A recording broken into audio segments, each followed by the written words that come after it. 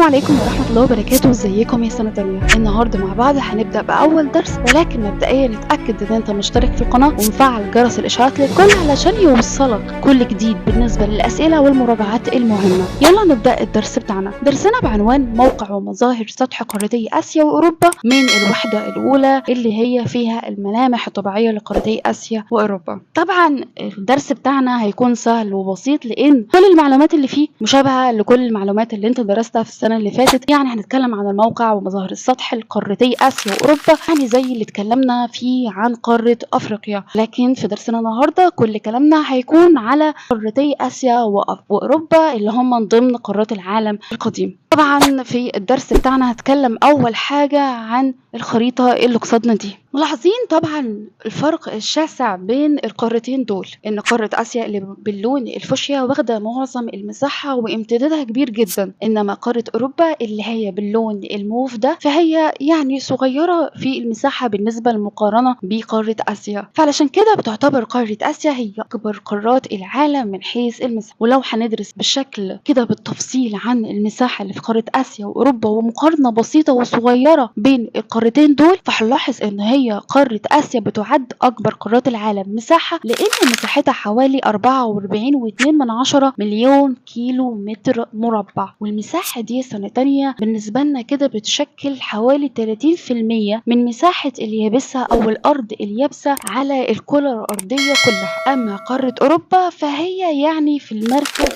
السادس بالنسبة لقارات العالم من حيث المساحة، لأن مساحتها حوالي 10.5 مليون كيلو متر مربع، يعني كده بتشكل حوالي 7% بس من مساحة اليابسة على الكرة الأرضية.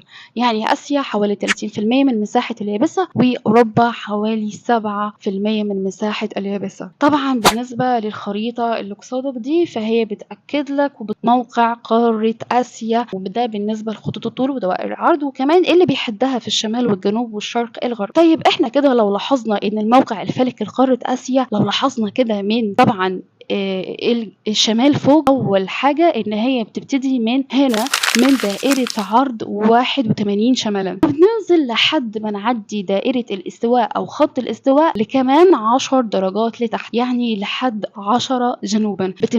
بتبتدي قارة آسيا من 81 شمالا إلى 10 جنوبا. احنا هنا بنتكلم فيه عن دوائر العرض، وهي بتبتدي من دائرة عرض كام لكام؟ 81 ل10 جنوبا. طب بالنسبة كده لقارة آسيا فهنلاحظ إن هي موجودة أكتر في النص الشمالي للكرة الأرضية. طيب يا مس، ملاحظين إن في 10 درجات أو دوائر عرض نازلين تحت دائرة الاستواء، فهي مش في النص الشمالي، لا، 10 درجات دول موجود فيهم الجزر الإندونيسية، طبعا هي تبع قارة آسيا، ولكن في ال10 اللي موجودين في الجنوب خط الاستواء موجود فيها الجزر الإندونيسية. طبعا دي جزء من قارة آسيا، ولكن هي تعتبر منفصلة شوية لأنها مش ماسكة في اليابس لقارة آسيا. طب بالنسبة لخطوط الطول فهي بتبتدي من 26 شرقا إلى 170 غربا، وهي بكده بتعتبر أكبر قارات العالم من حيث الامتداد الفلكي، لأن امتدادها الفلكي واخد خطوط طول كتير من 26 ل 170 خط طول غربا. طيب بالنسبة للامتداد الفلكي الطويل والكبير ده أثر إزاي على قارة آسيا؟ بما إن الامتداد فلكي كبير ومساحة آسيا كبيرة، فطبيعي جدا إن المناطق الموجودة في آسيا في كل منطقة تختلف عن التانية من حيث المناخ، وبالتالي النبات الموجود في المنطقة دي، وبالتالي الحيوانات اللي هتتربى أو تعتمد على النبات ده، فده بيديها تنوع في المناخ، بالتالي تنوع في النبات وتنوع في الحيوان، وبالتالي بيكون في تنوع حيوي مختلف ومميز في قارة آسيا، وده بسبب الامتداد الفلكي ليها. هنلاحظ سنة تانية إن قارة آسيا بيمر فيها 3 دوائر عرض رئيسية، اللي هو الدائرة القطبية في الشمال، ومدار السرطان، ودائرة الاستواء. طيب سنة تانية، أنا عندي هنا سؤال: ما النتائج المترتبة على الامتداد الفلكي الكبير لقارة آسيا؟ برافو، في سنة تانية أكيد إحنا هنذكر إن ده أدى إلى تنوع كبير في مناخها، وبالتالي تنوع في النباتات الطبيعية والحيوانات والمحاصيل الزراعية.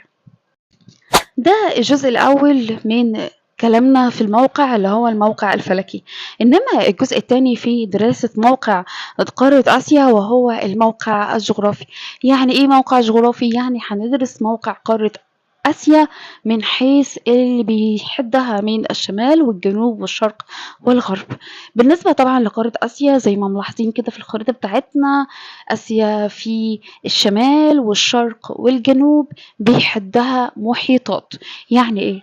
يعني نركز كده سنة تانية مع بعض في الخريطة بتاعتنا، نبص هنا هنلاحظ إيه؟ إن المحيط القطبي الشمالي بيحيط بقارة آسيا من الشمال، أما في الشرق هنا ده المحيط الهادي، وتحت هنا ده المحيط الهندي. يعني قارة آسيا بيحدها 3 محيطات، شمال شرق جنوب. طيب بالنسبة للغرب، الغرب طبعا بتتنوع الحدود بتاعته ما بين حدود برية وحدود مائية. الحدود البرية يعني عبارة عن أرض كده يابسة من آسيا لحوالين منها سواء كان أوروبا أو أفريقيا. طيب بالنسبة لحدود آسيا مع قارة أوروبا البرية فبيفصلها جبال الأورال. طبعا جبال أورال هي اللي بتفصل قارة آسيا عن قارة أوروبا، ودي بنسميها حدود برية. أما بالنسبة للحدود المائية اللي اتكلمت عنها، طبعا بالنسبة لآسيا فبيفصلها عن ما يحيط بها البحر الأحمر والبحر المتوسط والبحر الأسود. وده رسم توضيحي كده بيوضح لك الحدود أو اللي بيحد آسيا من كل النواحي. طيب بالنسبة كمان في نقطة هنا سنة تانية، في حاجة اسمها قارة آسيا بتقترب من. يعني ايه؟ يعني قارة آسيا مش بتتصل ولا بتنفصل، لا بتقترب، يعني بتكون قريبة إلى حد ما من مكان معين أو من قارة معينة. بمعنى ايه؟ بمعنى ان احنا ممكن نذكر ان قارة آسيا بتقترب من قارة أوروبا عند منطقة كذا. فكل هنلاحظ حاجة سنة تانية ان كل الاقتراب ده بيكون بينها ما بين القارة التانية مسطح مائي. يعني ايه؟ يا اما مضيق يا اما بحر. فمثلا هنا قارة آسيا بتقترب من قارة أوروبا عند مضيق البوسفور وعند مضيق الدردنيل، وهنلاحظ ان مكان ده مضيق البوسفور وده مضيق الدردنيل اللي بيقربها من قارة أوروبا. إنما قارة آسيا بتقترب من قارة أفريقيا عند باب المندب. أما قارة آسيا بتقترب من قارة أمريكا الشمالية عند مضيق برينج. أما بالنسبة لأستراليا فهي بتقترب من آسيا عند بحر تيمور. يعني أفريقيا مضيق باب المندب، أوروبا مضيق البوسفور ومضيق الدردنيل، أما أمريكا الشمالية عند مضيق برينج. أما بالنسبة لقارة أستراليا فهي بتقترب من قارة آسيا عند بحر تيمور. طيب خلينا مركزين في الخريطة برضو، وهنلاحظ ايه سنة تانية؟ هنلاحظ ان قارة آسيا وقارة أوروبا وأكنهم قطعة واحدة، يعني أكنهم قارة واحدة. وفعلا احنا ممكن نطلق عليهم قارة واحدة، وممكن نطلق عليها مصطلح أوراسيا. يعني ايه؟ يعني أول جزء من قارة أوروبا هو أورا، وآسيا اللي هو قارة آسيا. فقارة آسيا وأوروبا الاتنين مع بعض بما إنهم تحسهم امتداد طبيعي لبعض ومكملين لبعض فبيطلق عليهم مصطلح أوراسيا.